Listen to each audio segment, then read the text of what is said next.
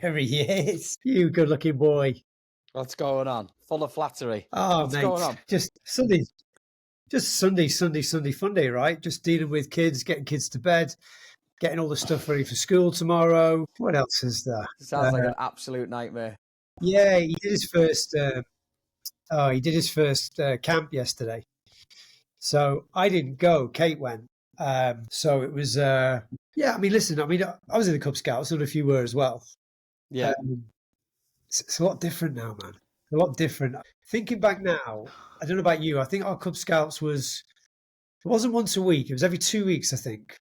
And we used to go down to a Cub den, like in the village. Right. And you'd walk there because you walked everywhere. Your parents didn't, there's no car rides like it is now. So you'd walk like half an hour to get down there. You go and do Cub Scouts for like 2 hours, and then you walk home in the dark. Now it's like they go on these camping. There's like all the parents are there, and they don't let them out the sites, and it's just weird. It's just different, man. It's a lot different now than it was in our day with the Cub Scouts. But it was good, man. He caught his first fish. What else did he do? He did some archery, shot some BB guns. They went on like a 5-6 mile hike, which I'm sure our missus loved doing that kind of stuff because that's just. I was like, if you're going hiking, make sure you wear nice, comfortable shoes, right? She's up in the morning at 7 o'clock doing her fucking hair and all this kind of stuff. I'm like, they're going camping. They're going Cub Scouts camping. Hair and makeup is not a necessity on these exhibitions, but no, it's all good, man. And then, how old is he? London's 7. Jesus, shooting guns at 7. So yeah, I feel like the Midwest. It's America, man. It's America. I've got a shotgun in the basement, so we. I was going to say, well, you live in Detroit, don't you? So you never know. So we got during COVID. Actually, we were in Texas, and I don't know about you in Jersey and stuff, but we all thought the world was going to end. So our missus was like, "Well, we've got to get a load of cash. We've got to get a gun, and it's going to be the survival of the fittest." So I bought a shotgun off this guy in the church from a church group. And it's weird because certain states you have to register guns and certain ones you don't. So I found this guy, I think he was it might have been Craigslist or something. And he's like, it's like a Browning double pump action thing. Looked like Tackleberry off Police Academy. So I found it online. He wanted $300 for it. So I was texting away with the guy. And he was like, I'm part of this church. Can you meet me in the church grounds? So I remember going up and he goes, it's my granddad's gun. I want to get rid of it for him. Right as you are. It's wrapped in a towel. And I was like, stood there with the $300. And he goes, can I see your driver's license? I just want to make sure you're legit. And I'm like, yeah. And he looked at it for half a second. He goes, all right, there you go. Give the cash. Yeah. I'm buying a gun off a fella off Craigslist that's wrapped in a blanket and you want to see my ID. Right. Are there any unsolved mysteries or unsolved murders in the Michigan area that... I don't know. The only one They're looking for the weapon. Welcome to the Crossing the Pond podcast, hosted by me, Gary Adair, where each week our guests will recount their own experiences of resilience and transformation, whether it's moving to a new country, tackling health challenges, changing careers, or breaking through personal barriers. On this week's episode of Crossing the Pond, I reconnect with Chris Morgan, a coach and friend I first met back in 2003 here in the US. After his first 6 months on the sidelines, Chris's journey took him around the world, from UK to Dubai, back to California, Texas and Florida, before recently settling down in Michigan with his wife and 2 children. These days he's channeling his creativity into a new venture called Printarun. Join us as we talk about football, family and the lessons learned along the way. What was it like at home before you came over? We talk about opportunities and stuff. I don't know about you, but wasn't it wild that, I think I did my interview, so to speak, at Derby University, and it was one of those where we got there, the pitches were outside, were waterlogged. I ended up doing it on some kind of like squash court. And I had this session planned out for turning, teaching, I had to turn and move on the turn, different types of turn. We ended up in this squash court where I could put like 6 cones out. And I did this really crappy session. And I remember thinking of like, this isn't going to happen. I'm going to go, find something else kind of thing. And then going home, and then a couple of weeks later, you get an email through and it was like, oh, congratulations. We'd like to offer you this and everything. And then even like, you get a one-way ticket to Newark I think I flew from Heathrow, I think it was. This was like pre-cell phone. I think we had cell phones and stuff, but I remember going down there with a bit of paper printed off with my flight details off to meet Natalie Slack, it was, at Heathrow. And I'm like walking around Heathrow Airport looking for someone that's wearing a UK Elite tracksuit or something. I'm like, is this a scam? Is this some kind of like weird, Beatles about moment where you get down there and you're going up to random people like, do you play football? Do you play football? Kind of thing. So it was just so surreal back then. No, but before that, I had a few bands thing. I joined the Navy from school, did that for a couple of years, enjoyed it, but the Navy was great for me when I started it and going through training, because the training for me was like, I loved the fact that there was several months of pushing yourself mentally, physically, and there was always the next challenge. So once something was completed, there was something else to do in front of that. So it's challenge after challenge after challenge. So you do that for several months. You do your basic training, then you do your specialized training, and then you get your assignments. My first assignment, I was a ship in Rosyth in Edinburgh in dry dock. So I remember going up to Scotland, I think it was like November, December time, pitch black, freezing cold, and wasn't even on the ship. I was living in a dry dock facility, which is kind of like student digs with a load of like old sailors. And all we pretty much did for 3 or 4 months was go out on the piss 7 days a week in Scotland. And I'm thinking, this is what I signed up for. This is a bit weird. This is kind of like, so I was trying to get transferred. I was trying to get put on a ship that was somewhere or anything. But because you're straight out of training and everything, they're all looking at you and saying, you're 17 years old, kid. You got no pull to say where you go or what you do. So after like 3 or 4 months of just drinking nonstop in Scotland, the ship then gets out of dry dock, and then you do a thing called BOST, which is basic operational sea training. So basically you take that boat or ship to sea and you test it for another couple of months where you don't see anyone, you don't do anything, you don't go anywhere. So during that time, I just kind of lost disorientated with it. It's probably too young to go into that. All your mates back home are all, out in the piss every Thursday, Friday, Saturday night, having a great time. And there's you. I'm in Scotland having fun, but it's not with your mates kind of thing. And I played football pretty decently at school and, doing trials and academies and all that kind of stuff. But I always wanted to be involved in football. I always wanted to get involved in football. And there was actually a guy, and I wish that I kept in touch with this guy. He was from Liverpool, of all places. And he had a brother that had done football training in the States when it really, really first started in the 90s. And he'd tell me about it. And I was like, well, I mean, there's no internet back then, right? Or there's no internet. You could go and research this kind of thing. So I kind of thought nothing of it. I got out of the Navy and I got a job working at an electrical company with one of my mom's friends, and just kind of like figured out what I wanted to do. Playing Saturday football and Sunday league with your mates, that kind of thing. And there's another guy I played football with that he'd been back from the States about 2 years. I think it was Challenger UK or one of those other companies that we came across. And he did it. And I was like, well, how'd you get involved? How'd you do it? And he was like, well, you got to do your badges. And then there's various different companies you could apply. So it must have been about 2000, 2001. I did my badges through Leicestershire FA. Because you're a spark at this time. Yeah. So just regular Sparky, but doing a 9 to 5 kind of thing on the tour. An apprenticeship, like so, or is it no. grafted? It was just one of those kind of like just grafted, just manual labor. Just how have you not put your finger in a socket there and or done something daft? I sliced my thumb off. Again, they don't teach you to do anything. It was just like, so it was a company that installed fire alarms. First day on the job, I hate heights, petrified of heights. First day on the job, we're at this place in Birmingham, and lad I was with, been on the tools, one of those forever kind of guys, puts up this old rickety wooden ladder on the side of the building. And he's like, ciggy in the mouth. He goes, hope you get them morgues.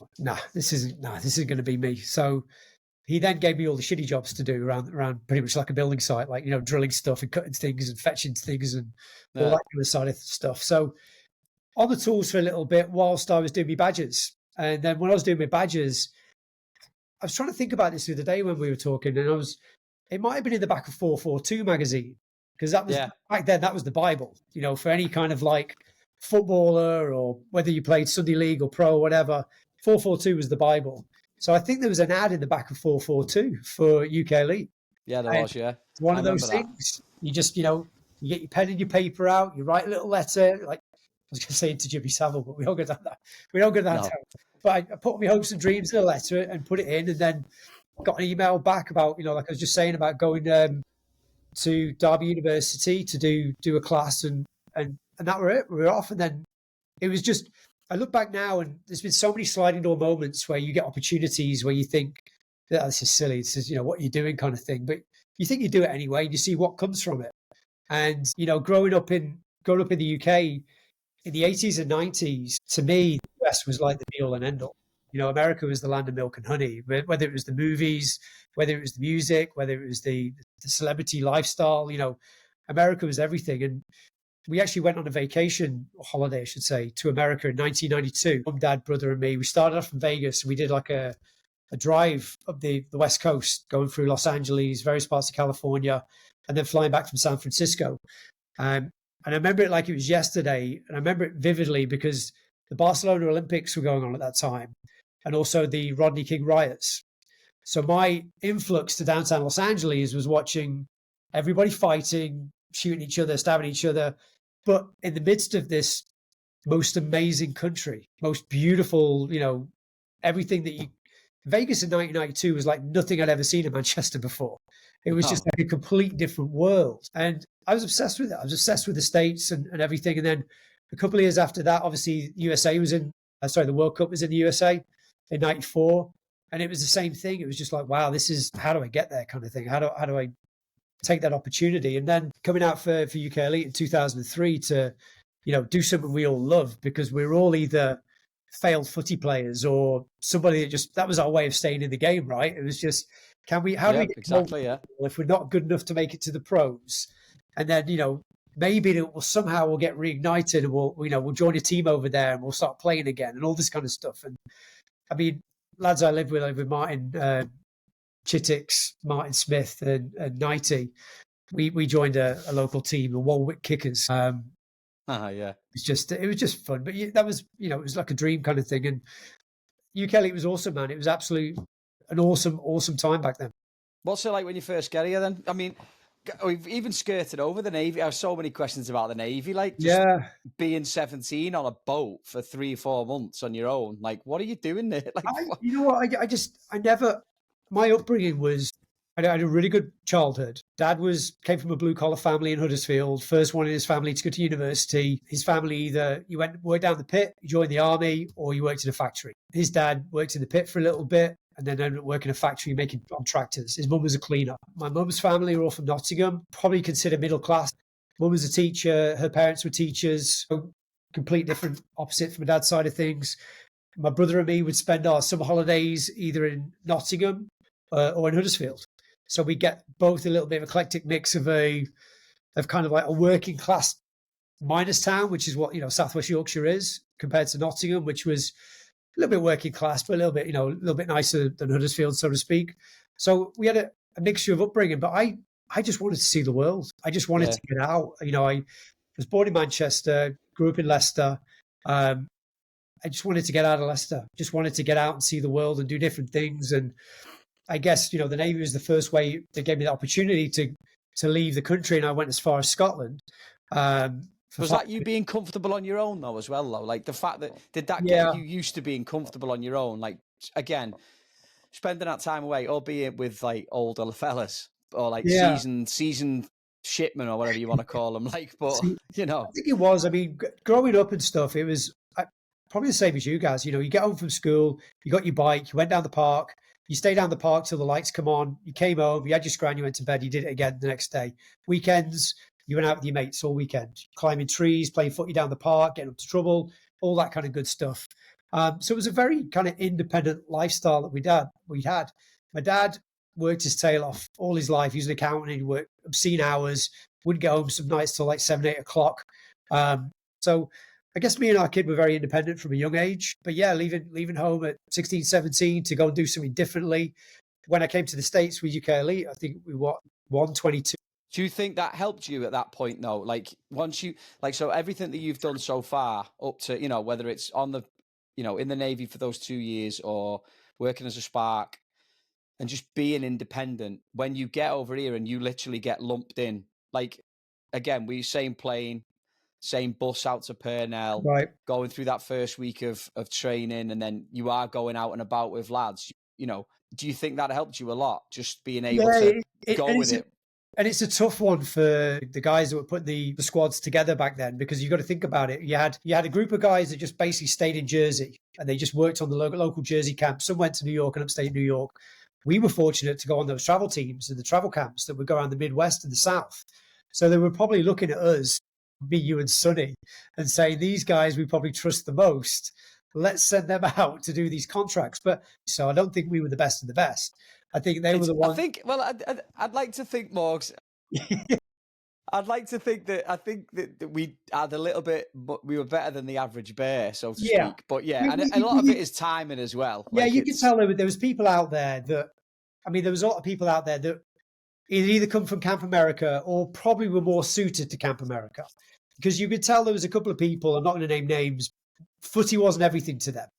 You know what I mean? It was they when we got out of the camp, we would go on teamtalk.com and we look at the latest transfer news, or we were trying to watch a game when the games were on, and we were trying to go to games and that kind of side of things.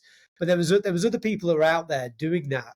That football wasn't the be all and end all to them. You could just tell they just didn't live and breathe it.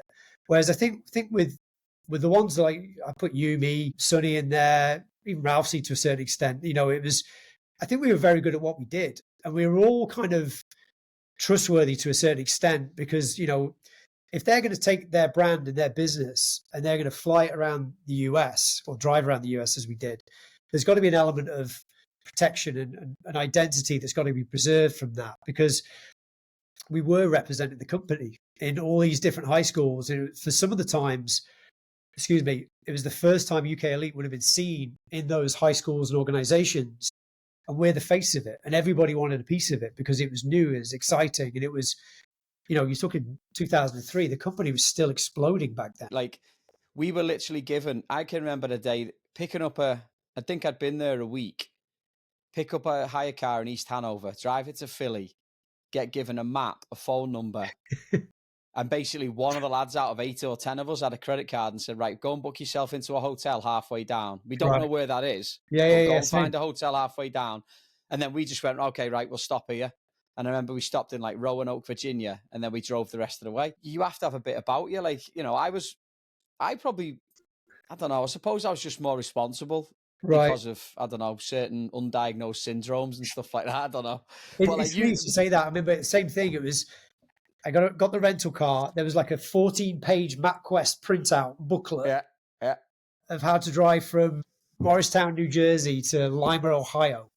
It was me and a kid called Dominic Carminati, who used to play for Cambridge. Good kid as well. Still in football. I think he still teaches at Cambridge, coaches at Cambridge. Anyway, we're getting there. We're driving through the Pennsylvania mountains. It's beautiful. And I've done like a 7-hour stint. I'm like, getting a bit tired now, mate. Do you want to swap? And he goes, I can't drive, mate. And I'm like, what? He's like, I'm only 20. Because he was 20 or 20. I think he was 20, and they wanted us to be 21. So he's like, I'm only 20. I said, well, you got a UK driver's license? And he's like, yeah. I said, you're driving. I'm not driving for like how many? Because it wasn't one of those where it's like you'll leave Tuesday, you'll be there Thursday.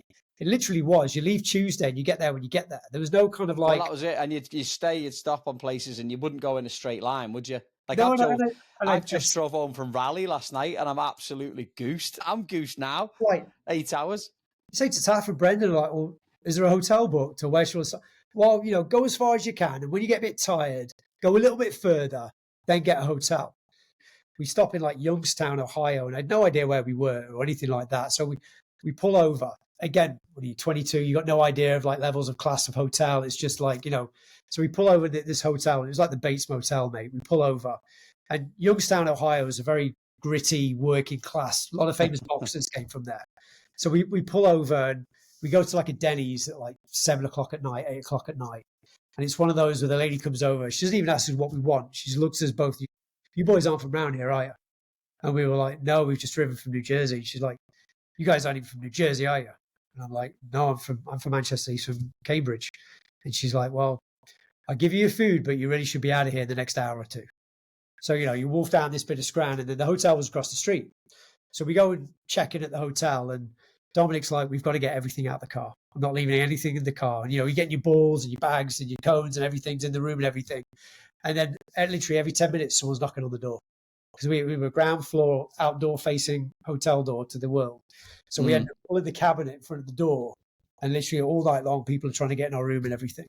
And then we just got up the next day and just carried on another 10 hours or whatever it was. Mate, I spent a week, my first week out there in the Midwest in Madisonville, Kentucky, spent the same thing in like a motel. And I didn't realize, mate, I was naive, like, didn't realize that they rented rooms by the hour. And like, you know, it was a lot of coming and goings. And then on the Thursday night, there's this, have you heard of that bike festival, Sturgis, in the Midwest? Yeah.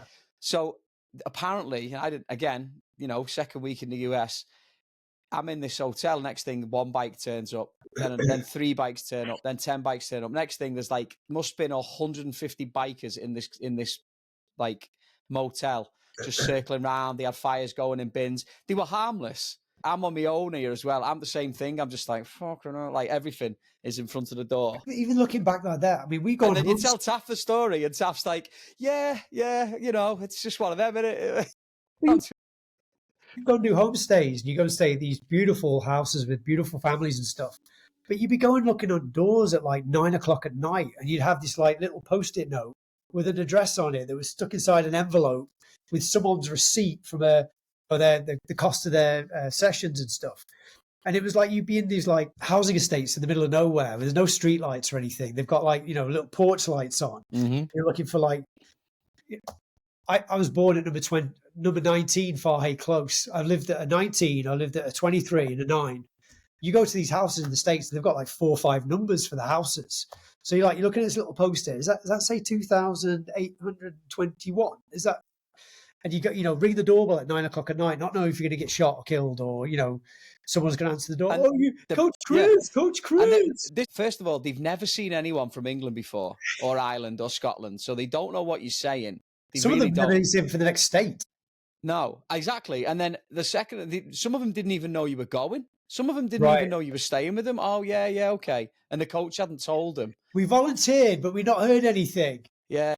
So you come here on holiday when you're a kid, and then you do that summer, and then you eventually, when you stay over, you end up staying in that autumn as well. Like now you're here full time and you're living here. How's that adjustment? Was that again just like, what was the day-to-day stuff like that you just enjoyed or couldn't stand? Or I just didn't want to go home. Just didn't want to go back to the UK. And it was, you know, the opportunity. We had a few of us had the opportunity to stay out for the fall, and it was. I always think about this. Back then, it was a real age of innocence, and I really mean that, because it was pre-social media. None of us had any really cares, responsibilities, you know, financial agreements that we had to do. We had no bills, no outgoings. Everything was paid for. We had a little bit of beer money on top of it for the week and everything. It was also, I really do believe it, looking back from being in the States for 20 odd years now, that time we were in 2003, it was post 9/11. The country was so together. You know, we talk about how divided it is now and everything with, you know, parties and stuff. But back then, it just felt like everywhere we went, everybody was having a good time. It didn't matter where we went to. You know, you and I have partied in Philly, we've partied in Louisville, we've been out in Boston, we've been out in New York, we've been out in Joanna's, we've been to all these little amazing places. And there was just such a good time. There was no like politicalness. There was no like kind of like fighting. Well, there's fights, but that was, you know. There's no undertone, was there, all the time? It was just it was a beautiful time. You know, like I say, it was sad it was post 9/11 and there was still, you know, all that getting over it. But America was just such a cool place to be back then. And it just felt like, I felt untouchable, indestructible. It just felt like I felt like I could do anything, if I'm honest. It was such a great, great time back then. And I loved it, man. I had no goals of doing anything else at that time, but really thinking about it, you know, and I was pretty good at analyzing things even back then, is like, well, what's the next step? Because you had, no disrespect, but there was people at our age that were doing it. And then there was people that were 10, 15 years older than us that were doing it. And I remember thinking to myself back then, I was like, I can't be doing this in my mid-30s. I can't be like, you know, sharing a room with someone who's got WWF Diva posters on the wall that, you know, is playing. Was that Ralphie as well? Shittix. Playing, he had an inflatable soccer ball as a beanbag. In the bedroom, we had 2 mattresses on the floor. Trish Stratus WWE Diva poster on the wall. And he would just play N64 GoldenEye religiously. And he'd have a fruit bowl full of cereal, and he'd just sit there with his Yankee pajamas on, which I had a pair, novelty slippers, just eating this. As you woke up, he sat there with a big fruit bowl eating his cereal and stuff. So thinking about that, and even the ones that were good at it, they ended up getting these admin jobs, just working in an office, and then you know, you probably saw it yourself as well. It's like, what's the next step from there kind of thing? Because, you know, I want to have a family at some point. I want to have kids at some point. I want to be able to buy a house at some point. And I want to be able to do the job that I came over to do, or get into something. right. You just got trapped, and it was the lure of visa and being able to stay. And footy. Yeah. You know, you get to kick a ball around. You know, you get to. I have to ask you this one as well. Are you blaming me for the reason that you couldn't come back? No, it was, you know what, it was a whole host of things. And I'll be honest, you know. Do you want to tell a story, or do you want me to tell a story about the why I might think it was you? Was it that I was the reason? There was many a car incident. There was a lot of car incidents, and in your defence, mate, they weren't your fault. I mean, no, the one I got done for was I'd done a camp somewhere. I remember driving out, and I had Nirvana blasting. I had this little Honda Geo, I think it was. You remember that little Honda Geo car? Yeah, it was terrible. Nobody wants it. But I got a mini Metro, wasn't it? It was like an American mini Metro. And I remember driving out this camp, and I had Nirvana blasting, and I had the windows down, thinking, "Fucking life's great, man. Life's really cool." And we're driving down this one-way street, and this guy's coming down the other way. So I was like slowing down. I was like, "He's got to see me, right? He's got to see me." And as he's not moving, and it's like a game of chicken. And as he's got within 10, 20 yards away from me, I've just swerved to miss him, and I've driven into a parked car. And then I've like looked back, and he's just done one. So I'm like, all right, well, look out the car, and there's like one homeless bum just looking at me, like the police come and everything. And this, I'm like, well, he saw it, and this, like, you know, guy that's just all over the place. He's on his spiced off his head. Yeah, I don't know what he was on. He looked good, but he having a good time. And I'm like, well, he saw it, and he's like, I saw the whole thing. You know, it's just like, yeah, it's not going to happen. I think I got blamed for that. And the problem we had as well is back then, if you were summer staff, they didn't make you do a driver's license, a driver's test. So you were the same as me, I think. So it was like the summer staff that extended, they just kind of like, you know, push them along kind of thing. And that happened in the fall. And then you crash your car at the airport. Well, no, let's just, it wasn't crash the car. I was careless. I don't think I'm going to get torched for this because I don't think anyone knows this story apart from me and you. So I get to the airport. I had to go home early because I'd failed a class at uni that summer, and I wasn't supposed to be coming back. And then, so you came to the airport with me, but I drove. So then when we got to the airport, I was just in such a rush. I don't know, like excited to go home or whatever. We were a little bit late, yeah. I was a little bit late as well. So I get out the driver's side car, open the car door, and then as I get out, I'm like, the car's moving. I'm like, fuck, I've left it in drive. And as I've jumped into the car and literally just jumped to put my foot on the brake, the car has just crunched down the side of this people carrier minivan thing. And this whole family got out the car and they looked at our car, looked at their car, and then just went, forget it. And then I just went, nice one, Mark, see you later. And I just went straight into the airport, and then you drove back. So yeah, you had enough things on your record at that point. That was about a week after that. The other time I got done, did I tell you I had to go to court when I was out there as well? No. So another crazy story. So it was when it was my last, about my last month or something. We were driving somewhere, and I remember it because the Giants were playing the Jets as a preseason friendly, and I got pulled for something. I don't know what it was for, and I got pulled, and basically I didn't have a license, and that was when this whole license thing came up.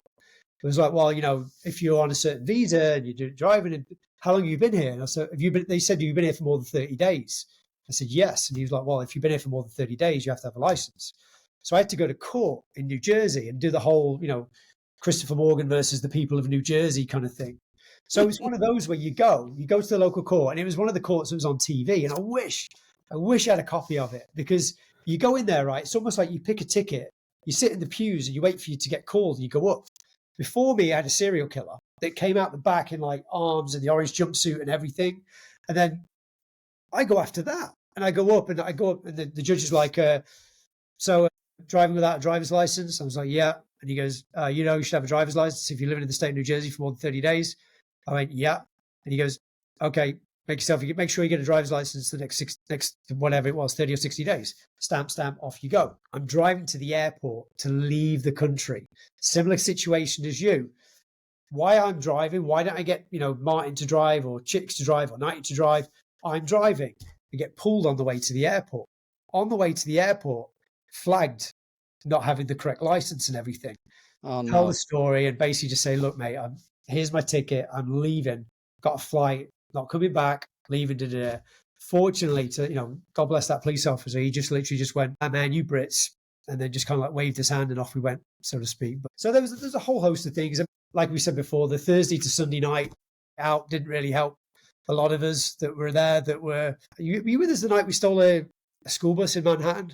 I was not. I do remember. I remember the story, but I was not there. But just stuff like that. I mean, that was innocent fun, right? It was just stealing a school bus, driving through Manhattan with 20 people on board, and just fun times like that. So, when we sat down, we talked about contracts. I was never told then, you're not coming back, but kind of knew that it was kind of like at that time, it was like, something else has got to come on. Let's go figure out what the next kind of opportunity is. What point did you obviously disappointment going home, because it would have been sort of mid-November, wasn't it, when the lads went home, when we all went home at that point? How long did it take you to sort of rebound from that? Did you see that? Did you still see it as, were you like, bollocks, like this is a chance for me to have done something and now I can't do it? I honestly didn't, mate. Initially, I think I did as a setback, because it's one of those where it's like, well, you got to figure out what the next move is. There is going to be a next move. Something else is going to come. There's always going to be an opportunity, regardless of what it is, there's going to be something else that happens that falls into place. Initially, I did see it as a setback, but then I started to think about it. Well, maybe that's the easy option. Maybe that's the easy option, to go back and do it again. And then, what realistically is going to be different the second year from the first year? If anything, you're going to be chasing the dreams that you kind of achieved in the first year round. Would I go back to the second year as a veteran? Would I be made to do more admin stuff, spend more time in the office and do paperwork and help new people come along? Because to be honest, the first year you and I were out there, we weren't expected to do any of that. It was just jolly up. It was a piss up. Yeah. It was just like, go out, go to these places, do your best, tick a box and we'll go from there, kind of thing. Like, I can remember being so giddy about being over there and like Monday Night Football. It was Monday. I remember one. This was bad as well. I'm going to get retrospectively sacked 20 years later. Wasn't this Uruguay night, was it? Were you there for this is the one where I locked the gate. This is the one where I locked the gate that was unlocked and said, you might have been there, actually. It was in West Morris. Right. And we get to this field and we're like, it was one of those where it wasn't sure if it was not a rained off day. And we get there and the gate was shut and the lock was on the gate, but the gate wasn't locked. Yeah. And someone was at the gate, like there was an older member of staff. I don't know if it was like Wayne Haynes or something, I think his name was. And he's at the gate and he's like, I've got to go and get the phone. Let me go to the phone box. And I just being a busy, I go up and go, what's going on? And he's like, oh, well, we're not sure, but the gate's shut and the gate's locked and this, that, and it. And I just walked up and just went and locked the gate and went, hang on a minute, this gate's locked. We said, we can't go in here. This field's are shut. So then we all just went, oh, well, sack it. We'll go home then. So then we went straight to the offie and bought like loads of cans and watched Monday Night Football in the house. Beautiful. And then the day after was like an inquest. Well, who locked that gate? That gate was, and everyone's I just Homer Simpsoned it back into the bush. Blamed you, and that's why you never came back. But we got away with stuff like that.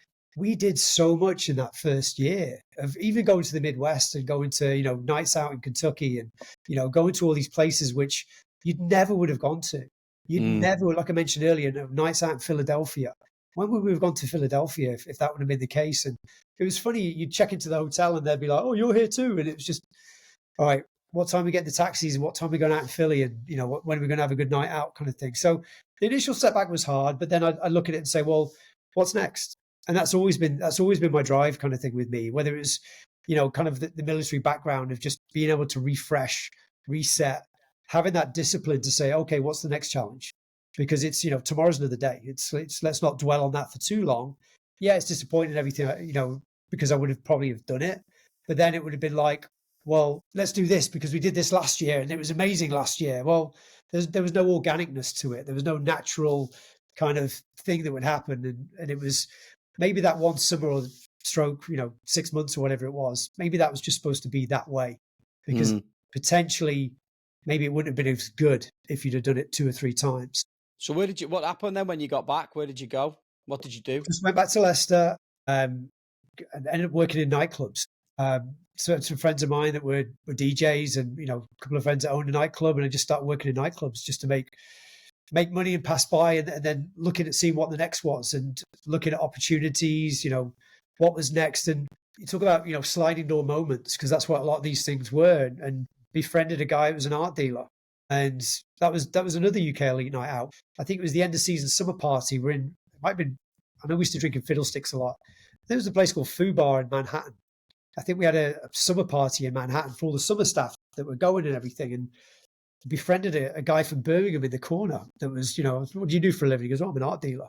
It's kind of cool. So we kind of hung out. And then for the fall, if anything, I'll blame Trav for my football career not panning out the way it was, because I would socialize with him Thursday through Sunday. And, again, had some amazing times in the city at that age when there was no social media, no cell phones, no cameras and all that kind of stuff. It was just a wild, fun time, and kept in touch with him. And like with anything else, conversations started to grow. And he just said, well, why don't you become an art dealer?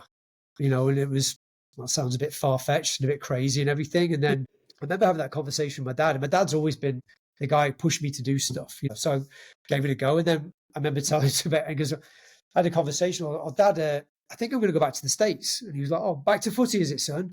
I was like, no, I'm going to be an art dealer. And he was like, what do you know about art? I was like, absolutely nothing, Dad. And he was like, that sounds fun, give it a go. He'd always push me to do things and try something at least. Because, if you never try anything, and I'm sure it was the same for him when he grew up, that having that conversation with his parents, like, I want to go to university. And literally everybody in his family had either worked down the mines, worked in a factory, or joined the army. So having that, one person that was basically like, I want to do something different. And his dad, to have that conversation with him and like, you know what, son, I'll do my best, because back then you had to pay for it and everything. It was, I'll do my best to figure this out. And he did. And my dad's always been that person to say, give it a go. How does it look being an art dealer?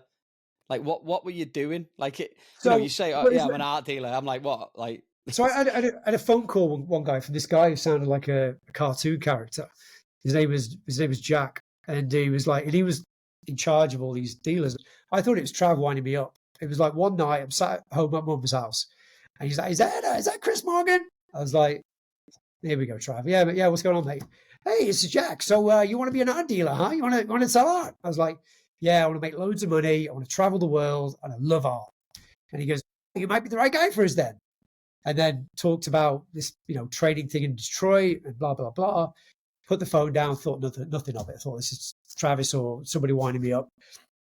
About a week or two go by, I get an email from this gallery, from this guy, with a one-way plane ticket from Manchester to Detroit. You're going to go through a training session to become, an art auctioneer, art dealer kind of thing. And it was surreal. It was another one of those things where you fly in, you're getting off the plane, and I'm like, what's going on here? This is just weird. It just didn't feel right. And we went through a training thing. I don't know if you've ever seen the movie Boiler Rooms.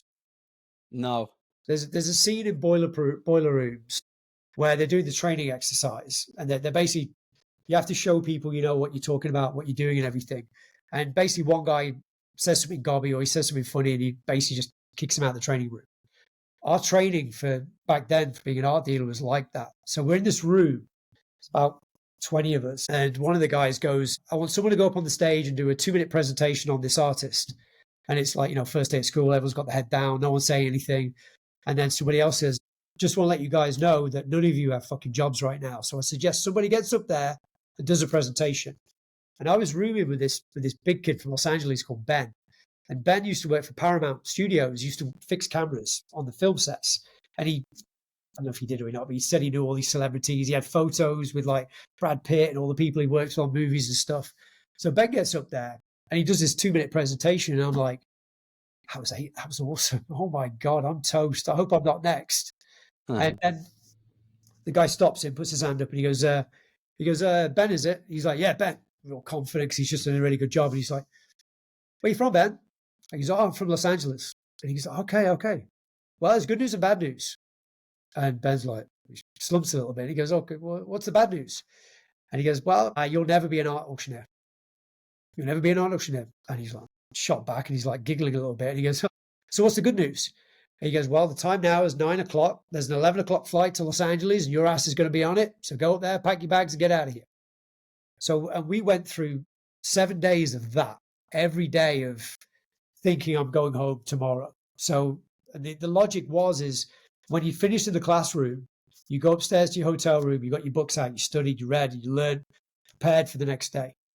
And I love that. I love that kind of like being in that kind of bubble of having to, be challenged, being tested. And then I got sent on to my first assignment. It was around the Bahamas. Then I went over to Alaska. This is on boats as well, isn't it? Yeah, on cruise ships. And then it was awesome. It was just like one thing after the other. I was making like Monopoly money, and it was just a wild time. And like I say, if it wasn't for me going up to that guy in that bar in Manhattan saying, "What are you doing in here?" I wouldn't be sat where I am now, if I'm perfectly honest, because I that was my ticket to get back to the States. That was my next opportunity. So again, sliding door moments.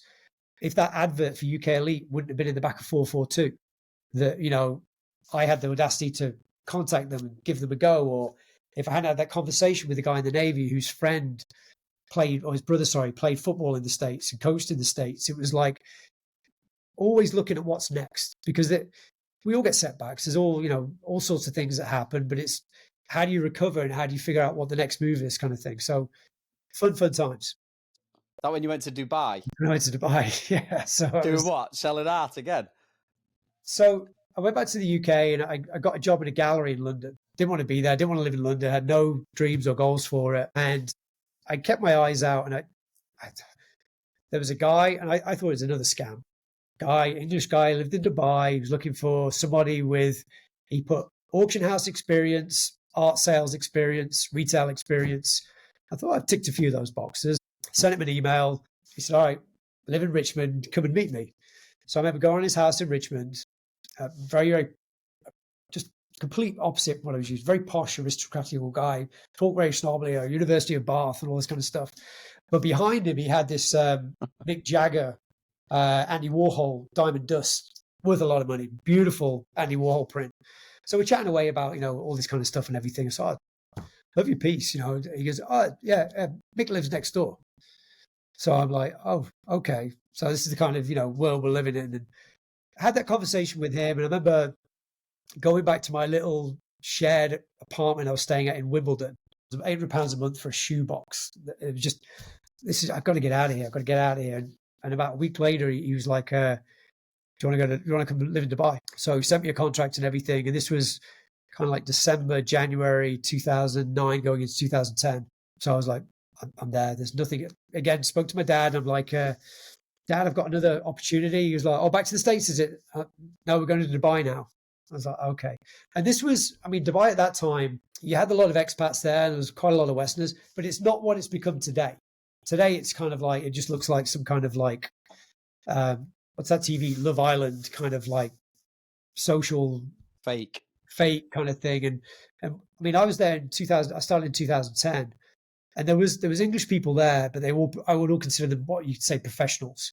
They either worked at a bank or they worked at a school or a hospital. There was nobody was going out there to live and eat fancy chocolate and basically just take pictures themselves. Or do OnlyFans or any of that kind of stuff. It was like the people that were there, because when I was there, you could only live there if you had a contract with a company out there. You couldn't just decide you wanted to live there. You'd only get a visa if you had a job. So I went out there in 2010. I loved it. It was back then. It was like Disney. And if Disney and Vegas had a kid, it was Dubai. I love the architecture. I love the way of life. It was a completely different world to me. And I was working for a company that had, excuse me, several retail stores throughout the Middle East that were all dealing art from $10 art to $100,000 art. So it was and they were growing rapidly. They had a ton of solid investments. They were looking at building places in Saudi and Singapore and the UK. So it was a perfect time to be there. But unfortunately, I met an American and she persuaded me to leave. And I think, again, another sliding door moment. Now, looking back on it, if it wasn't for that person, probably would have stayed.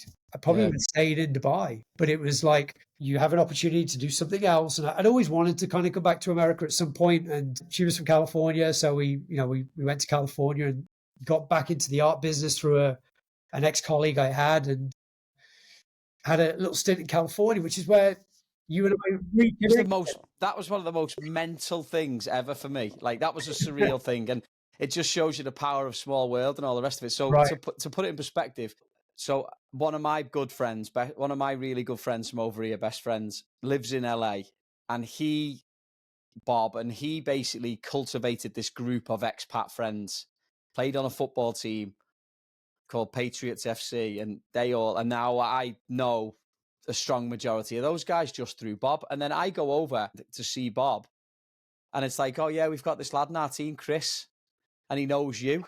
And I'm like, what do you mean? I go, who is it? And then all of a sudden you rock up looking like you've got like turkey teeth in. That was what made me laugh. The first time I saw you, like, you've done your teeth.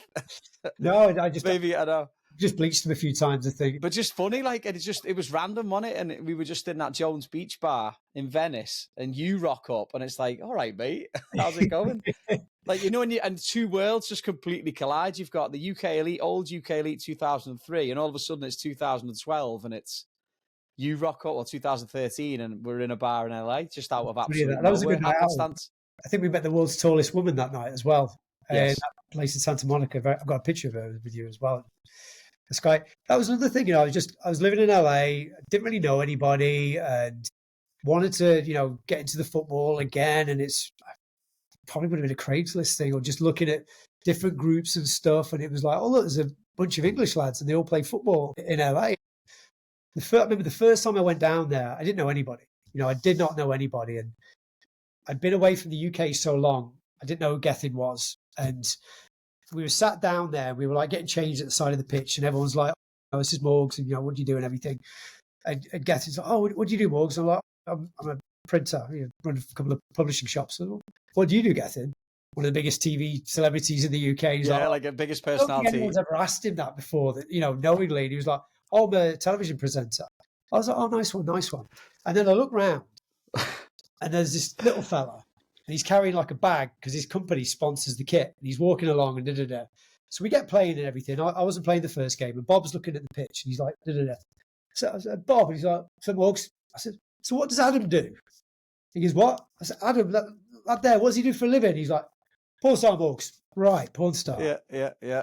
Is he serious? You do the little Google and stuff on the sideline, like, Morgs, can we just get this out there now? You knew exactly who he was. I didn't. I swear I didn't. I didn't know who he was, because this is not a real. It's not his adult name. Yeah, one of the most famous porn stars in the business. Crazy. I knew Brazzers. I know who Brazzers are, but I never know who he was. And, you know, I've educated myself a little bit since then. Did you ever hear the story about? Have you ever heard the story about when Ralphie met Gethin Jones? No. And he goes, he did the same thing as you. He goes, so, you know, Ralphie goes, oh, so what do you do then? And he goes, oh, I'm on the telly. He goes, oh, I've been on my telly, mate. And Ralphie had to ask his mum who Gethin Jones was. I'm not being funny. I did the same thing when I got home. I said, because someone said something like Blue Peter or something like that. So I remember like texting my mum. I was driving home, and I was like, do you know Gethin Jones? And she's like, oh my God, I love Gethin Jones. So I just play football with him. I'll get his autograph. Will you get his autograph? It's such a random mix of people. Oh, it was unbelievable. It's unbelievable, wasn't it? But like, that's just another little chapter of you being in there. Against Rod Stewart's son as well. Yeah. That was, but like Vinnie Jones's Hollywood FC played, didn't he, as well? You all played against them. But yeah, just random times. But that really helped me. You know, you talk about mental health and stuff, and it was like, it was a part of my life where I wasn't really having such a good personal time with everything that was going on over there. Didn't really know anybody. I'm living in Los Angeles, but I didn't really have a group of friends that I could go out and, you know, shoot the shit with and let some steam off with all of a sudden. And then all of a sudden, you know, I've got a group of English lads they get the banter and they understand the stuff. Where you're coming from. What you're going from and what you're talking about, what you mean and that kind of side of things, because they grew up in similar homes that you did. They went to similar schools that you did. They've had that same kind of upbringing, and they're all off the same boat pretty much.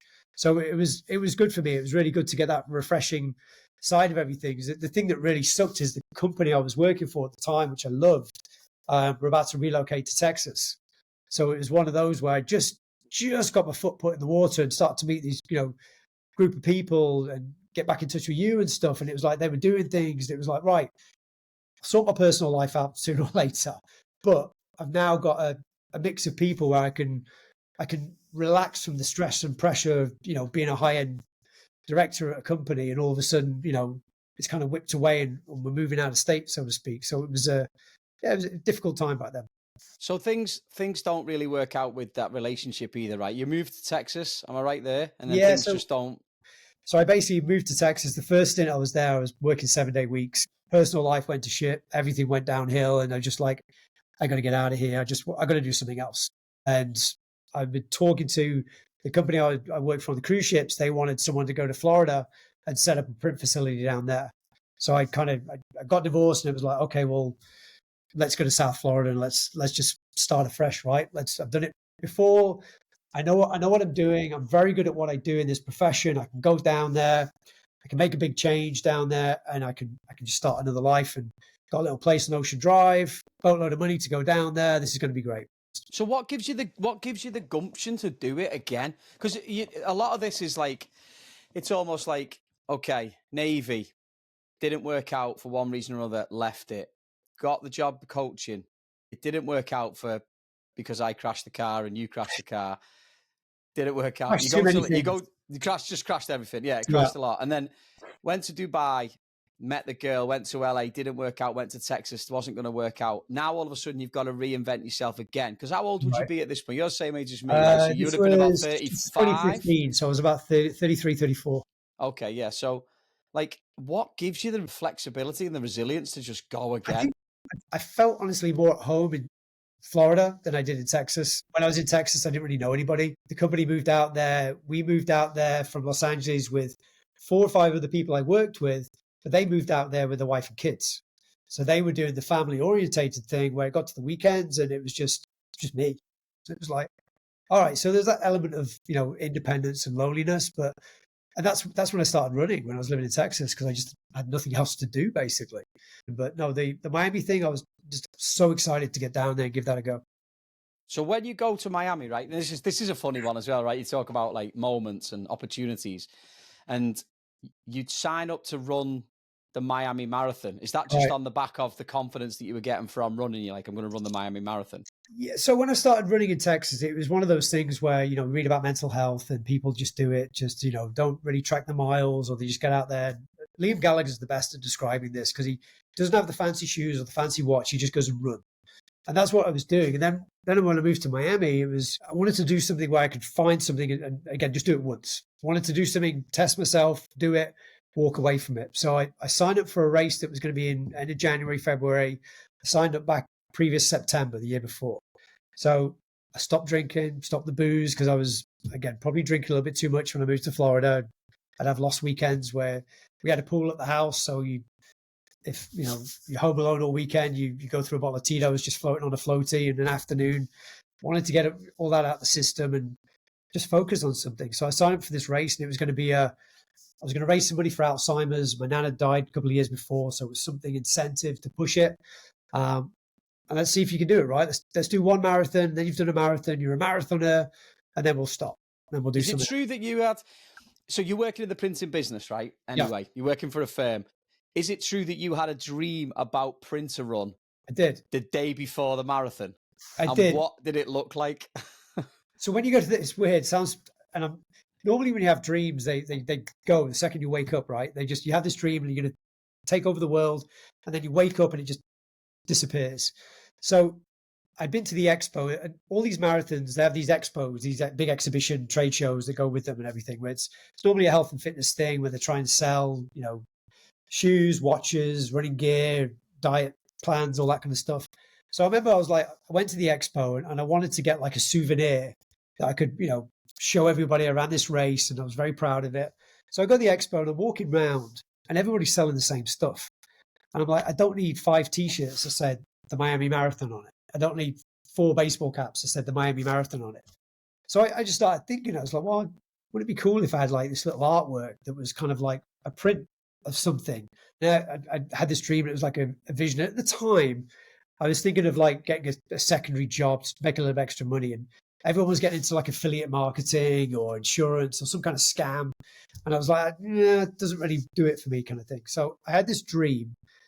And the dream was kind of like short, but it was very clear that I owned a company called Printarun with an A, not printer, printarun.com. Check it out. And we made custom race prints for runners.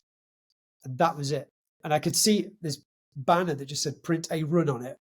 Woke up the next day and I remember and I always have a pen and paper by the side of the bed anyway.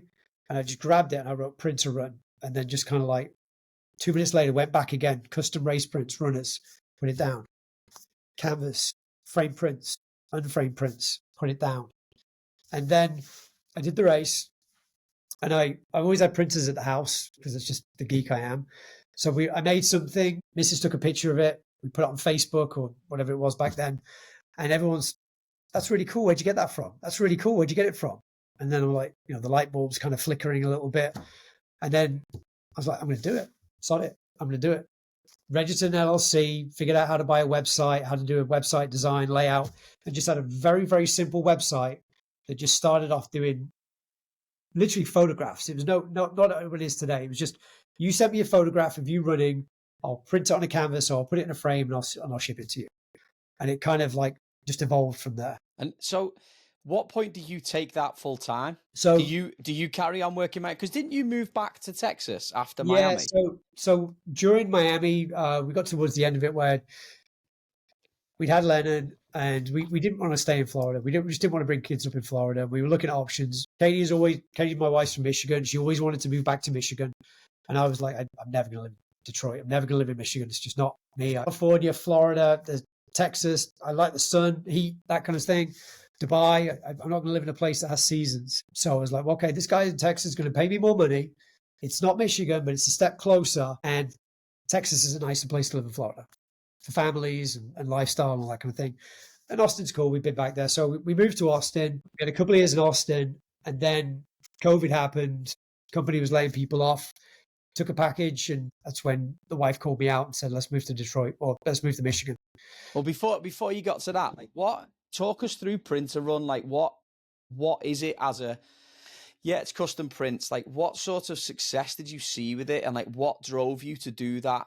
So when it started, it was literally just custom prints for runners. There was nothing else. It was, I think the slogan was something like prints by runners for runners. So it was like, I'm a runner, you're a runner, send me a picture and I'll make you a print, blah, blah, blah. And then that was okay. We did get a couple of orders a month, but it was no real, can't really scale it, right? Because you can go to FedEx Kinko's and get your things printed or go to Walmart. So I had to make it kind of a little bit more unique. In 2019, I ran my first, what's called a world major, which is Chicago. At the time, there's 6 world majors, there's 7 now. Chicago is one of them. So I ran my first world major in Chicago. And when I got back from Chicago, I decided to do a template. So I had this idea where I would take the 6 world majors at the time, and I would have a template, which was kind of the same layout. And the only things that were different was the name of the race, and you could customize your name, your time, and the year. So when you went to the website, you would upload your photos in these pre-designed templates, and then you would choose your race. So that then took it to another level. And then Lightbulb starts working. Well, let's just start adding more races. So let's start adding different races. It could be Detroit, it could be London, it could be all these different races. Then it started to go from there. At that time, artists and galleries and publishing houses that I'd worked with in the past would reach out to me and say, what are you doing now? You've left the company we worked with you before at. I'm like, nothing. I'm just kind of like, I've got my own print shop now. We know your standard of print. We know your quality of print. We'd like to keep working with you. So I started doing, prints on the side that were non-running for galleries, for photographers, for artists, for museums. So it just kind of would keep scaling and growing it revenue-wise and stuff. Now I think today, I should know this, but I don't. Printarun, I think, has 50 different race templates. It has animal portraits, kid portraits, car portraits, a variety of different portraits and whatnot. My wife has a company called Printed Frame, which I'll show you one later, but it's basically, it looks like a frame and feels like a frame, but it's a canvas. And the idea with this is when we had kids, she was worried about the kids knocking these big, heavy picture frames onto them and hurting themselves. So she just said one day, well, can you print the frame onto the canvas? And I was like, yeah. What is it about the quality that makes you more appealing, like your thing more appealing? Like you're talking about these print shops or these firms right. asking you and knowing what the quality is. What is the quality? Yeah, well, there's 2 things, right? First and foremost, the average person doesn't know the difference between a $100 canvas and a $10 canvas. They just don't. But if you had them side by side, you'd be able to look and say, well, this one looks nicer than this one, just based on the quality of, the actual feel for it. What I started doing when I got into the game is, because my overheads were low, I've also had a good relationship over the years with manufacturing suppliers. So I'm basically buying inks, media, paper, canvas, that kind of side of things, the same prices that the big guys are buying it for. So I can automatically undercut anybody on price. So my goal was, I want to sell things in volume, right? I want to sell lots of it, but I'll sell at low prices because my margins are going to be great because my overheads are low. So basically, instead of, if I'm working at a print shop and I'm selling you a canvas for $100, my costs on that might be $40. If I could do it at home, my cost on it's going to be $20. I could probably sell it to you for $40 or $50 because I only need to make a little bit of money. I don't need to make a lot of money. Basically, I'm not ripping you off at the get-go, which is why a lot of these like Etsy companies are doing okay.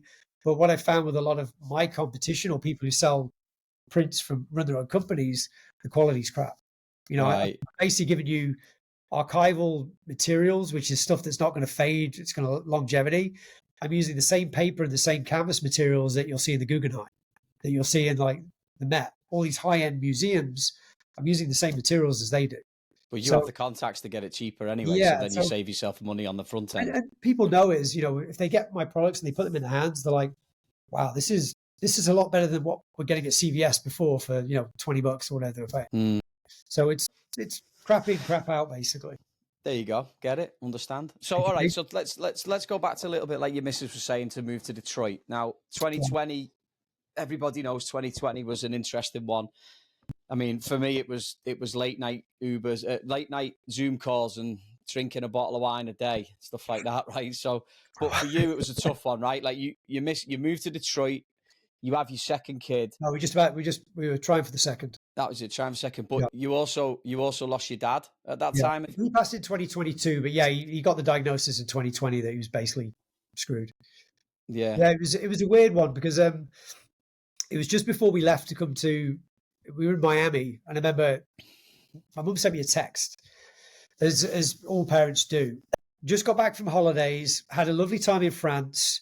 I think my breast cancer's returned. Oh, by the way, your dad had a heart attack. Nothing to worry about. Give you a call at the weekend. Yeah, So classic. I'm like, I've had those ones. Yeah.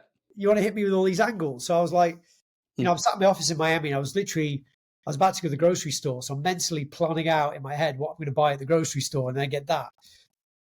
He'd always been in decent health and everything, a little bit overweight maybe, but it was like, well, they don't know it was a heart attack, but he had some, you know, breathing issues when he was in France. And then after he got back, they think it was a heart attack. So we started getting more tests and everything. And it turns out he had leukemia, a rare form of leukemia. So when you're that way imposed, you kind of, you're toast basically. And then they got to the point where I think it was like middle 2022. And they basically said, you know, you could go through it again, but it's probably going to just got to manage it. Give you an extra couple of months. So what do you want to do? Do you want to enjoy what you've got left, knowing it's going to be 2 or 3 months, or we could probably get you another 6 months, but you're going to have 3 or 4 months worth of just hell. I think it got to the point where it was like, when he got basically told that was it. I think about this quite a lot, right? People that are terminally ill, it's almost like you've been given an extra life because you get to say goodbye to people. You get to summarize things up. You get to close things that you didn't have any closure with. You get to figure everything out, right? If you and I got hit by a bus tomorrow, you don't really get to see your kids for the last time. You don't really get to say goodbye to your friends, your wife, all that kind of side of things. If you know you've got this time, you can sort out your finances. You can sort out what's next for your family. You can sort out any kind of like banking systems or any kind of passwords or logins or all that kind of side of things. Or if you had a relationship that wasn't in the best place, be it with a family member or a friend, you can figure it out. You can have that closure. So I always look at it and people say, oh, you know, you lost your dad when you were 41. It was like, well, there's lads that we know, they don't even have a dad. And I had 41 amazing years with my dad. He was the most important thing in my life. He was what I call my why. You know, he's the why that I do everything that I do. And it was tough, but to go from watching him go through that last year or two of his life, when it was over, it was kind of like, I'm not saying it was a relief because that's the wrong way to look at it, but it was a relief. It was like, you know, he's not suffering anymore. We can all kind of like move on. And it was a hard time for me because obviously I just moved to another state. I was technically unemployed, but I had my business and was doing okay at the time. So there's a level of uncertainty. If it's just you, it's not so much, right? Because worst case worse is I'll go get a job working in a factory or a warehouse. I'll go and do what I need to do to put food on the table. But when it's you and your spouse and little ones, you've got your responsibility to do with it. And it's like, you've still got to keep that drive and focus because you can't stop. you can't stop and fall into a hole and pick up a bottle or, turn to drugs or whatever. It's just like, Yeah. I've got responsibilities now. And my dad was the guy, it sounds cliched. He grew up with nothing. He died a very wealthy man. And it's not the money it's not what he left me, it's what he left in me. So you can leave someone a check for a lot of money, but it's what they leave in you makes you the person that sets you apart from anybody else. So yeah, when he passed, it was hurtful, it was hard, but I think he molded me into a person where it's like, just get on with it. Just get on with it.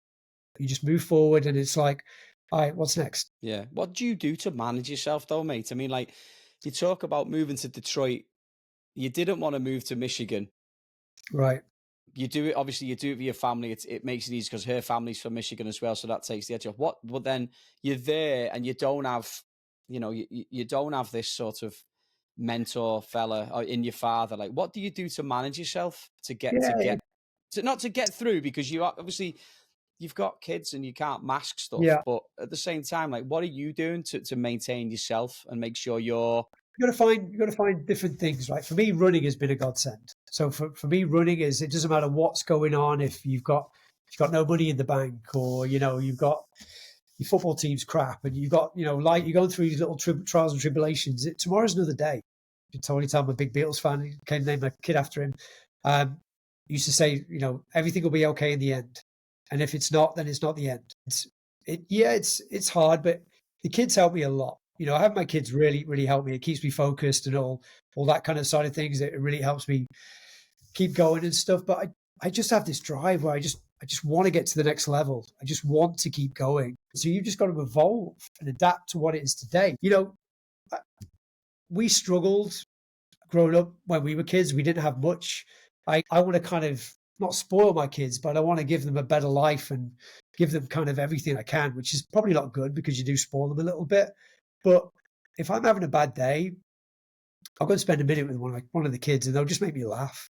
They'll literally just make me laugh. Like we were at Target today. We were driving back from Target, and kids at the back, and he's like, and he's 4, and he's like, Dad, you're going over the speed limit, aren't you?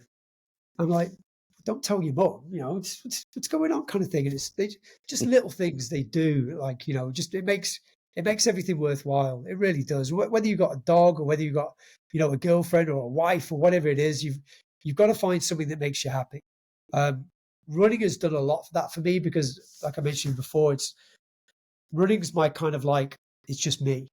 And I'll go out, I'll put a podcast on. It could be Crossing the Pond. It could be Joe Rogan. It could be whatever it is. Now I'll go out and I'll just kind of like refresh myself. And I go again. So I could go out with all the world's weights on my shoulders after 30, 40 minutes outside with a bit of fresh air and a bit of vitamin D. I'm a different person. And I've found that over the years is when I'm running, I'm so creative mentally. Sure, people get this when they work out as well, that I'll be running and all of a sudden I'm thinking of a business idea, or I'm thinking of something that could go in a budget or a forecast or an action plan. And I'll stop and I'll get the phone out and I'll be like, I'll be telling Siri to remember this, or be writing in my notes and stuff. And then I'll just carry on. 10 minutes later, I'll think of something else and it'll go again. And then I get home and I'm ready to do anything. It's a couple of years ago, I volunteered for a company. It's based in New Jersey called Achilles. And Achilles deal with basically people from different backgrounds, from disabilities and whatnot. So I started guiding people during marathons, and I guided a visually impaired guy who was injured in the first Iraq war for a marathon. So I basically guide him with a tether and I tell him where to go and watch out for cracks on the floor and everything. And that took my running into another level. And then I started basically helping people that need help to run. Running is a very selfish sport because it's only, you'll see people all over social media and it's just like telling people what they had for breakfast, what they had for dinner and how many miles they did. And here's my routine, what I want. That was never about me. I was always about running for other people. So when I got into this charity thing with Achilles, and I could help people that couldn't normally run a marathon, took the game to the next level. And it's, in fact, next week, I'm actually running Detroit, running with a visually impaired runner. So I'll be getting him around the track. So it'll be pretty cool. Like, how's the conversation over a 26 miler? You know what? He's hilarious. I've ran with him before, and you'll go off and after running about, I don't know, 4 or 5 miles into the race, he'll just like blurt out some shit. He'll be like, is this the way to the 5K? They told me this was the 5K. This is a 5K race, right? And everyone's looking, what's he talking about? Or just tap someone on the shoulder and they'd be like, excuse me, you dropped your wallet. You dropped your wallet. And they're like, it says blind on his t-shirt. What's going on? But he's great. And it's, you know what? I ran Chicago once with a visually impaired girl, and she didn't say one word the whole race. Didn't say one word the whole race. And I'd ask her if, you want to go to the bathroom, or if you want to, get a drink or aid station, if you need to slow down, stop, start. Wouldn't say anything. When I ran with the Army veteran, he wouldn't shut up the whole race. He was just talking and talking and talking, cracking jokes and just making it fun. And for working with these organizations, you find that different people have different ways with dealing with, circumstances. After we finished that Detroit race, we went to their kind of hotel, and we were in a room with, people who'd lost limbs, been blown up in wars and stuff, and they're missing half their face and their heads and everything. Some of the best sense of humor on those people I've ever met in my life, kind of thing. Because here's a story about it. So trying to be PC, and I'm sure that's hard being a teacher, right? What you can and can't say.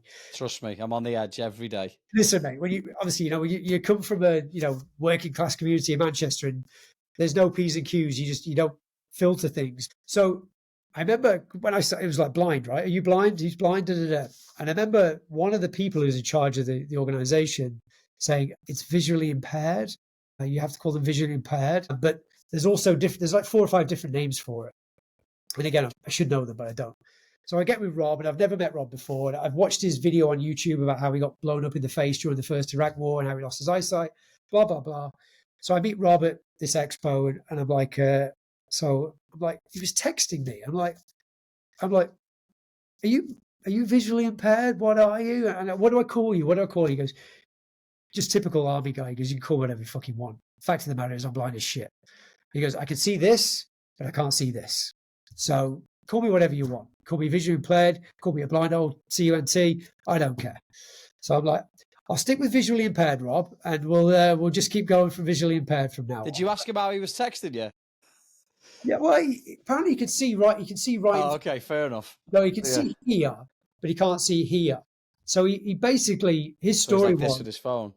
Yeah, and he's one of those guys who got the big fonts. I bet you got the big fonts on your phone, haven't you? I'm not that old yet, mate. Okay, I've got these gigs, but I'm not that old yet.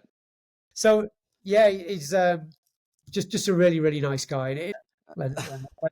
So you've lived in all these places, right? You go Manchester, Leicester, New York, LA, Dubai, Austin, Miami, Detroit now, right? What's constantly adapting to these places taught you about yourself? I've always been very good at integrating. I've always enjoyed different backgrounds and different cultures and different things. When you go on the cruise ships, I've been blessed and fortunate to have an opportunity to go to over 100 different countries. So you meet all these different eclectic people from all these different backgrounds. It could be race, creed, color, religion, all those kind of different things. I guess it starts with sales, because with sales, you have to understand different people and listen to them and absorb what they're trying to sell you to a certain extent. And I've just enjoyed it. I've just enjoyed all the places I've been, all the different people I've met, be it, little funny lads from Wigan, or it could be, beautiful people from New York, or beautiful people from Michigan, to crazy people from Australia, to the Middle East, to South America, all these different places. So I just never wanted to settle. That was my thing. And, looking back to school, at school we're always taught, do this, don't do that, and then you can do something, right? Well, none of that applied to me, because I just didn't want to follow the rule of thumb, because I wanted to go somewhere and do something.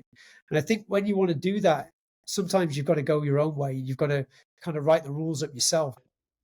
Don't disagree with you. All right, last one, mate. What are you most proud of personally? Obviously, starting with the obvious ones, the family and everything, because again, it's been interesting being married to an American, but wanting to treat your kids kind of English, at what age you are before you can give your kid their first dead leg. All these things that you have as banter and humour as a UK. Can I give my 7-year-old a dead leg? I think I can, but it's considered kind of like abuse in this. So most proud, I'd say my family, because again, it's something that I personally created. I've messed a lot of things up in my life. I've made a lot of mistakes. You learn from them, but to have something that kind of is my kind of rock and what's solid, and it's there as a foundation for me. That's my why. My dad was the why when I needed to keep growing. But, you mentioned earlier about, what keeps me going. It's like those kids need you and someone's dependent on you, and they're reliant on you and it could be taking them to Walmart or dropping off at school or taking them to the park or whatever it is. It's just having that someone that needs you really drives me. And I'm so proud of watching them not become the dickhead I was at that age. That's for sure. You too, guys. You too, I'm sure. Hey, listen. I was such a good lad.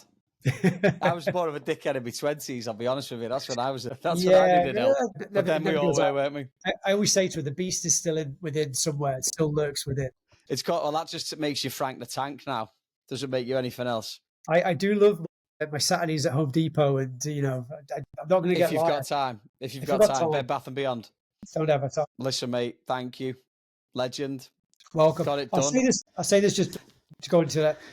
When you started these, whether you cut this or keep this in is completely up to you. But when you started these a couple of years ago, really, really enjoyed them. And just listening to, obviously, I knew a lot of the earlier people from my time with you and whatnot. But as this has grown over the couple of years, you've been doing it now, and you're really reaching out into eclectic mixes where we're not all just failed footballers that wanted to, do something. It's now, it's people that have come over here to do something completely different. So I think the shows took a complete different trajectory, and it's really good, mate. And you're actually getting pretty good at this now. I appreciate it. And listen, given that that's a compliment, I'm definitely leaving it in. Definitely. But before you go, yes, I've got a couple of these little quick fire questions for you, mate. Well, this wasn't in the email. It never is, mate. Never is. This is the problem, innit? All right. Easy ones, though. Proper easy. All right. Crisps or chocolate? Chocolate. Any particular shout out? Cadbury's. It's hard to get the good stuff over here, as you know, but plain dairy milk. Mate, I found an Egyptian fella down the road. He sells Iron Brew and he sells dairy milk bars. And it's cheap as we don't get gouged like most of the places you do. All right, anyway, next one. Milk. Classic. Yeah, nothing quick fire about it. My fault. just like at Newark Airport back in 2003. All right, Liam or Noel? Liam. Correct answer. First thing you do when you go back to England? Pub. What are you going for? Just lager. Fine lager. Lager and some salt and crisps. Excellent. What's your order from the chippy? Curry sauce, fish and chips, sometimes battered sausage. Ooh, interesting. Favourite dinosaur? Everyone's got one. I forget what it's called. Oh, pterodactyl. Interesting. Yeah. I believe I can fly. All right, Kelly. Bit too soon, that one. One place you'd love to run that you haven't ran yet? Country, city? Tokyo. Oh, I knew you were going to say that. Tokyo. It's the last one to get me majors all done. I was supposed to go next year, but it's not looking likely. So, yeah, Tokyo. Yeah, I just want to go to the country as well. No, that's fair. All right, karaoke song, go to. I was going to say, I believe I can fly. I'll probably say My Way, Frank Sinatra. All right, and then the last question. What's your Halloween costume this year? I've got 4. And that sounds really bad. Sounds really bad. American, man. Well, we have one at the school. We have the local one. We have 2 ones we go to and everything. But last year I was a bottle of hot sauce. So I'll leave you with that one. But we've done everything from E.T. to Star Wars to superheroes. But hot sauce, I was a bottle of hot sauce last year. I think I'm an alien, an alien carrying a person. That's what I'm going for this year. That's excellent. I look forward to a picture of that, by the way. I'll put that on the Instagram. I've got Elton John as well. With the piano? Or no, without the piano? No, it's the Los Angeles Dodgers one. I've got the baseball bat? Got the rig, yeah, I've got the rig. Oh, that's amazing, mate. That's amazing. All right, listen, Mugs, thank you so much, mate. I really appreciate the time on a Sunday. It's been class, mate. It's been class catching up, in fairness. It's been really good. Last time I came to Jersey City, you didn't come and play with me, so. That is true, isn't it? Yeah. You know what, though? I will say this, and if he listens, he'll get this. You are much easier to book than Travis. I would have thought he'd love to talk about coffee, but here we are. More chance of getting R. Kelly. Oh, my God. Thanks very much. I appreciate the time. Anytime, buddy. Love you, kid. Take care. Thanks for listening to today's episode. If you or someone you know has a story to share, we'd love to hear from you. Reach out to us via our socials or visit www.crossingthepondpodcast.com to get in touch. Please be sure to subscribe, like, or leave a comment if you can. Thanks so much for listening, and we'll see you next time. Across Pond Podcasting.